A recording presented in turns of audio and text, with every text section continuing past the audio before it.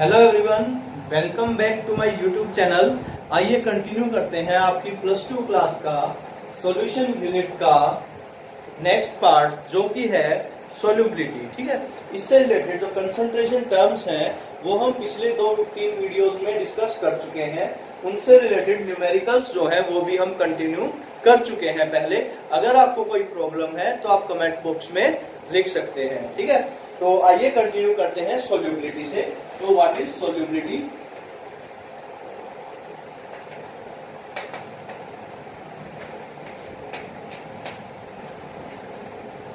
Solubility क्या है? The maximum amount that can be dissolved in a particular amount of solvent. किसी भी solvent के अंदर मैक्सिमम अमाउंट में कितना सोल्यूट हम डिसॉल्व कर सकते हैं, वो जो एबिलिटी है उस सॉल्वेंट की, वो क्या कहलाती है? सोल्यूबिलिटी। हर टाइप के सॉल्वेंट के लिए ये जो प्रॉपर्टी है वो क्या होगी? अलग अलग होगी। ठीक है, जैसे अगर हम बात करें कि एक गिलास पानी जो है उसके अंदर कितना शुगर जो है, कितनी शुगर जो है वो आप डिसॉल्व कर सकते हैं, तो 1 चम्मच, 2 चम्मच, 3 चम्मच, 4 चम्मच, इस तरीके से हम उसके अंदर डालते जाएंगे, डिसॉल्व करते जाएंगे। एक स्टेज ऐसी आएगी जब हम और ज्यादा शुगर जो है उसके अंदर डिसॉल्व नहीं कर सकेंगे। उस स्टेट को हम कहते हैं सैचुरेटेड सॉल्यूशन। वो जो सॉल्यूशन हमें मिला, ठीक है, क्या बोलेंगे उसको?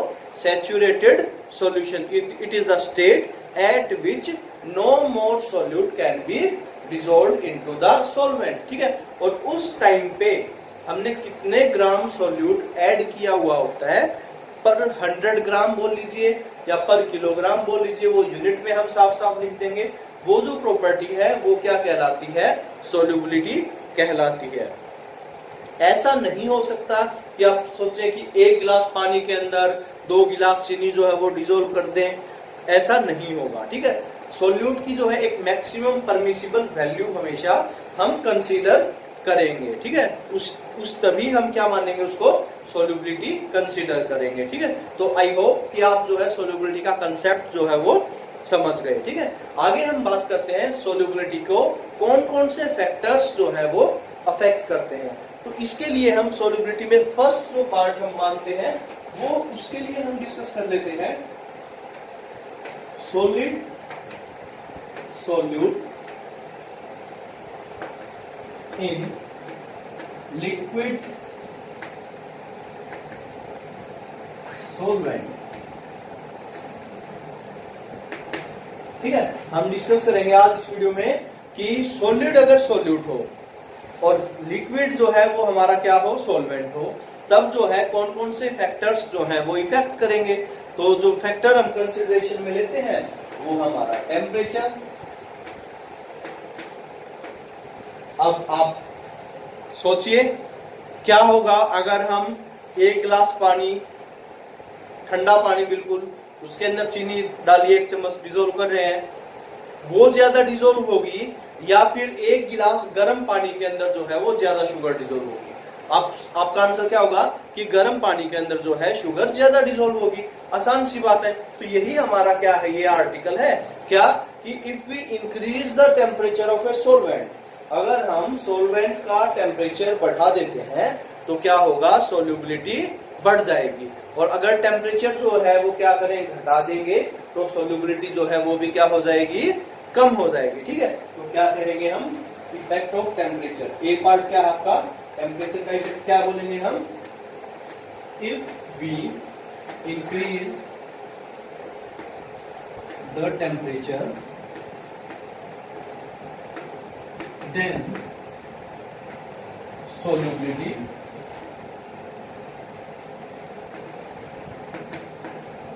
increases and vice versa. vice versa means अगर घटाएंगे तो घट जाएगी। ठीक है, बिल्कुल सेम पीछे वाले की तरह कि हमने क्या किया? अगर टेम्परेचर बढ़ा दिया, इंक्रीज कर दिया, ये जो एरो में बढ़ा रहा हूं इसका मीन्स इंक्रीज होगा। ठीक है, तो सोल्यूबिलिटी जो है वो भी क्या हो जाएगी? बढ़ जाएगी। ठीक है, उसके बाद हम बात करते हैं प्रेशर की।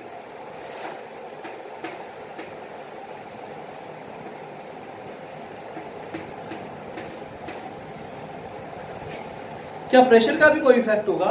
नहीं, प्रेशर का कोई इफेक्ट नहीं होगा। एग्जाम्पल के लिए मान लीजिए आप शुगर को डिसोल्व कर रहे हैं, फिर सेम एग्जाम्पल कंसीडर कर रहा हूं मैं। हम शुगर को कंसीडर कर रहे हैं वाटर के अंदर, उसी 1 गिलास वाटर के अंदर, और हमने उसके ऊपर प्रेशर लगा दिया, तो कोई इफेक्ट जो है उसके ऊपर नहीं पड़ेगा। जितनी शुगर पहले उसके अंदर डिसोल्व हो चुकी थी उतनी ही रहेगी। ऐसा नहीं होगा कि शुगर सेपरेट हो जाए या हमने और एक्स्ट्रा अगर शुगर ऐड करें तो वो भी क्या हो जाए, डिसोल्व हो जाए। ठीक है, तो आई होप जो है आप इस पॉइंट को गेट कर चुके हैं। ठीक है, कि प्रेशर का क्या इफेक्ट होगा, कोई भी इफेक्ट नहीं होगा। ठीक है, और जो टेम्परेचर का मैंने इफेक्ट बताया वो यूजुअली जो एक्सोथर्मिक रिएक्शंस होती है हमारी, वहां पे ये जो केस है वो देखने को मिलता है।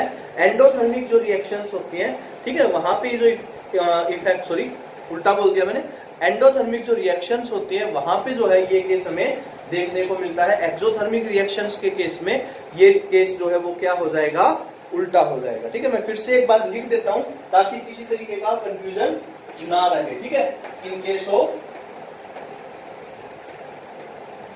एंडोथर्मिक रिएक्शन,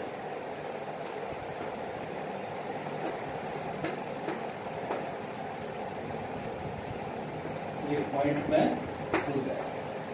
ठीक है, एंडोथर्मिक रिएक्शंस वो रिएक्शंस होंगी जिसमें हीट की जरूरत होती है। ठीक है, और हीट हम दे रहे हैं तो रिएक्शन जो है फॉरवर्ड डायरेक्शन में शिफ्ट हो जाएंगे। ये ली चैटेलियर प्रिंसिपल जो है 11th क्लास में था, उसके अकॉर्डिंग हम इसको स्टडी करते हैं। ठीक है, नेक्स्ट जो टॉपिक आपका वो है सोल्यूबिलिटी का इफेक्ट, सॉरी सोल्यूबिलिटी के ऊपर इफेक्ट किन किन चीजों का, टेम्परेचर का और प्रेशर का। बट इस बार हम क्या कंसीडर करेंगे, सोल्यूट जो है हमारा वो कौन सी स्टेट में होगा, गैसियस स्टेट में होगा, और सॉल्वेंट जो है हमारा वो कौन सी स्टेट में होगा, अगेन लिक्विड स्टेट में होगा। ठीक है, तो अब देखते हैं कि अगर गैस सोल्यूट हो और सॉल्वेंट जो है वो लिक्विड हो तो क्या होगा। एक एग्जांपल यहां पे मैं आपको दूंगा, कोल्ड ड्रिंक्स। ठीक है, सोडा बोटल्स जो होती है हमारी, ठीक है, जैसे पेप्सी, मिरिंडा, लिम्का, इन सब के अंदर आप सब जानते हैं कि कार्बन डाइऑक्साइड गैस जो है वो डिसोल्व कर रखी होती है। ठीक है, वो क्या है, गैसियस फॉर्म में है। ठीक है, तो हम क्या करें, अगर उसकी कैप को खोल के रख दें, हटा दें वहां से, तो क्या होगा, वो जो गैस उसके अंदर डिसोल्व है वो धीरे धीरे धीरे धीरे करके सारी इवेपोरेट होनी शुरू हो जाएगी। आप खुद चेक कर सकते हैं, एक बिल्कुल सीलबंद जो बोतल है आपकी कोल्ड ड्रिंक की वो रख लीजिए, और एक बोतल की जो कैप है वो खोल के रख दीजिए 2 घंटे के लिए, 1 घंटे के लिए, तो दोनों को आप टेस्ट कीजिए। आपको जो सीलबंद वाली बोतल है उसका जो टेस्ट है प्रॉपर लगेगा, बट जो आपने कैप हटा रखी थी उसके टेस्ट में जो है बहुत ज्यादा चेंज आ चुका होगा। ऐसा क्यों हुआ, उसके पीछे रीजन है कि जब हम प्रेशर हटा देते हैं तो जो गैस हमने डिसोल्व की थी उसके अंदर, वो गैस जो है वो इवेपोरेट होना शुरू हो जाती है। अब उस कोल्ड ड्रिंक के अंदर उतनी ज्यादा गैस जो है वो नहीं होती। ठीक है, तो प्रेशर की अगर बात करें, ठीक है, तो फर्स्ट इफेक्ट हम स्टडी करते हैं प्रेशर का।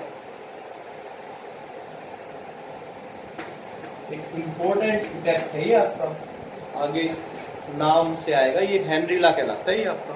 ठीक है, तो देखते हैं, प्रेशर अगर बढ़ाएंगे तो सोल्यूबिलिटी बढ़ेगी। ठीक है, प्रेशर अगर बढ़ाएंगे तो सोल्यूबिलिटी बढ़ेगी। इसीलिए तो कोल्ड ड्रिंक्स वगैरह की जो बोतल्स होती हैं उनको बनाने के लिए, उनको जब इस टाइम बनाया जाता है तो बनाते ही तुरंत उनके ऊपर जो है क्या कर दिया जाता है, कैप इंसर्ट कर दी जाती है। अदरवाइज जो है क्या होगा, उसके अंदर से वो जो गैस थी वो सारी की सारी डिसोल्व जो हो रखी थी वो इवेपोरेट हो जाएगी और उसका जो टेस्ट है वो क्या हो जाएगा, खराब हो जाएगा। ठीक है, तो हम क्या लिखेंगे, solubility of A gas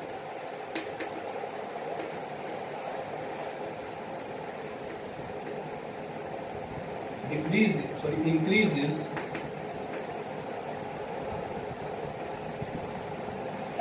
with increase in pressure।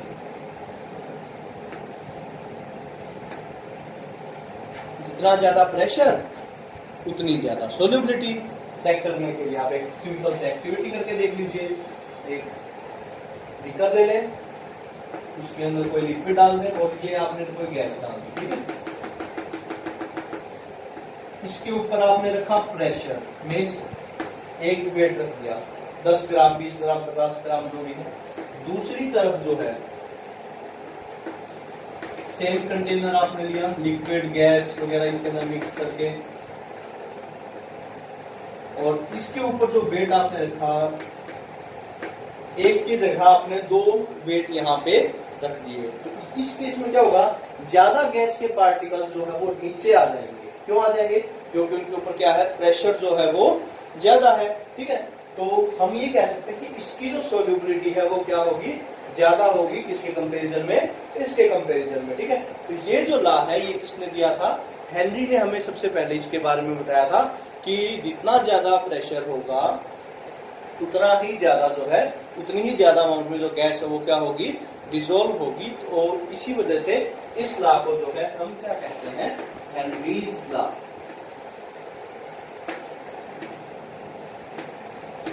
ये जो है आपका एक इम्पोर्टेंट लॉ है, ठीक है। इसी से रिलेटेड जो है बहुत सारी एप्लीकेशंस हैं, जैसे कि जो एक्वेटिक एनिमल्स हैं वो जिंदा कैसे हैं, जो समुद्र के अंदर जो जीव रहते हैं वो कैसे जिंदा हैं, जबकि उनको भी जीने के लिए ऑक्सीजन चाहिए, तो वो कैसे जिंदा है। क्योंकि वाटर के अंदर जो है जैसे जैसे हम नीचे जाएंगे ऑक्सीजन के डिसॉल्व होने की जो वैल्यू है वो भी क्या हो जाती है, बढ़ती चली जाती है, क्योंकि वहां पे क्या हो रहा है, प्रेशर ज्यादा होगा, ठीक है। तो प्रेशर ज्यादा होगा तो वाटर के अंदर का ऑक्सीजन का जो लेवल है वो भी बढ़ता चला जाएगा। और गिल्स की हेल्प से जो है वो एक्वेटिक एनिमल्स जो है वो एयर के, वाटर के अंदर से ऑक्सीजन को इंगल्फ कर सकते हैं, अपने अंदर ले सकते हैं, ठीक है। दूसरा, अगर आपने हिल स्टेशन पे जो रहने वाले लोग हैं उनके ब्लड में जो है ऑक्सीजन का जो लेवल है वो क्या होता है, थोड़ा सा कम होता है। मान लीजिए जैसे हम यहाँ पे रहते हैं, ठीक है, हमारे यहाँ पे पूरा एटमॉस्फेयर है, ठीक है, पर जैसे जैसे हम ऊंचाई पे चढ़ाई करेंगे तो क्या होगा, हमारे ऊपर एटमॉस्फेयर की जो परत है वो कम होती चली जाएगी, पतली होती चली जाएगी, जिसकी वजह से क्या होगा, हमारे ब्लड के अंदर से ऑक्सीजन जो है वो डिसॉल्व होनी कम हो जाएगी, ठीक है। मतलब जो हीमोग्लोबिन के अंदर ऑक्सीजन जुड़ रहा था, ऑक्सी हीमोग्लोबिन जो बन रहा था वो क्या होगा, अब कम बनेगा, जिसकी वजह से हमें थकान होनी शुरू हो जाएगी, नोजिया हो जाएगा, नाक के अंदर से जो है खून जो है वो आना शुरू हो जाएगा। तो ये भी जो है आपकी हेनरी लॉ की एप्लीकेशन है। उसके अलावा जो कोल्ड ड्रिंक हम बनाते हैं वो भी हेनरी लॉ की एप्लीकेशन है कि अगर प्रेशर अप्लाई नहीं कर पाएंगे तो सॉल्यूशन जो है वो प्रॉपरली नहीं बनेगा, ठीक है। तो ये जो है आपकी हेनरी लॉ से रिलेटेड कुछ एप्लीकेशंस है। हेनरी लॉ की जो मैथमेटिकल फॉर्म है वो मैं आपको बता देता हूं।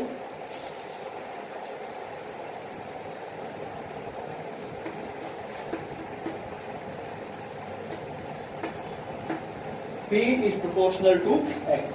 P means pressure is proportional to X. X is grams per liter में आप मान लीजिए, सोल्यूबिलिटी की अगर बात करें, या ग्राम पर किलोग्राम में मान लीजिए, या मोल फ्रैक्शन आप इसको कंसीडर कर लीजिए।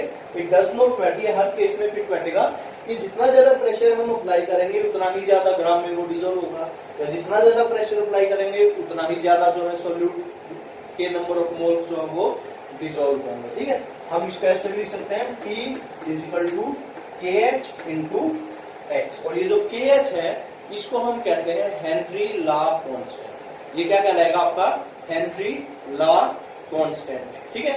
तो ये जो है आपका आर्टिकल था सोल्यूबिलिटी और हेनरी लॉ के बारे में। Thank you.